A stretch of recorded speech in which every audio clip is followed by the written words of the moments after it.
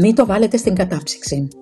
Αν το βάλετε στην κατάψυξη και το αφήσετε καιρό, θα ραγίσει όταν το ανάψετε. Που σημαίνει πως δεν θα καεί ομοιόμορφα ή και καθόλου.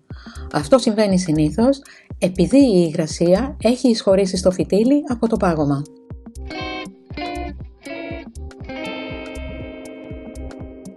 Το αναμένο κερί το σβήνετε βουτώντας το φυτίλι με μία λαβίδα μέσα στο κερί για να αποφεύγονται οι μυρωδιές της κάπνας του. Έτσι το κερί μπορεί να κρατήσει την διάρκεια της καύσης 25 έως 30% παραπάνω.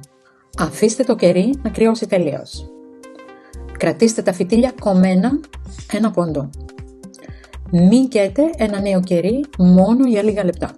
Ρίξτε μία πρέζα αλάτι στο υγροποιημένο κερί μόλις το σβήσετε. Ανακατέψτε γρήγορα με οδοντογλυφίδα. Το αλάτι θα επιβραδύνει το χρόνο καύσης όταν το ανάψετε ξανά.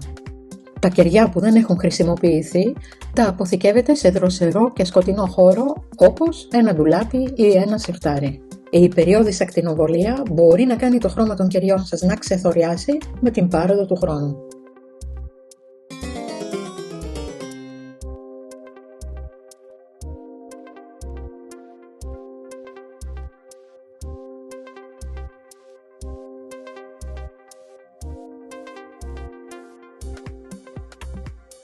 Θυμήσου να κάνεις εγγραφή, να κάνεις κλικ στο καμπανάκι για να μας λαβαίνεις άμεσα και αν θέλεις μας δίνεις και ένα like. Αν θέλετε να δείτε κι άλλα κόλπα και χρήσιμες πληροφορίες σε διάφορα θέματα, επισκεφτείτε τον ιστότοπό μας που είναι το Mea Culpa. Εκεί σίγουρα θα βρείτε κάτι που σας ενδιαφέρει, αφού υπάρχουν ενότητες για την υγεία, το σπίτι, το κήπο, τη μαγειρική, τα μαστορέματα, τη ζαχαροπλαστική, τη διακόσμηση, τις κατασκευές και πολλά άλλα.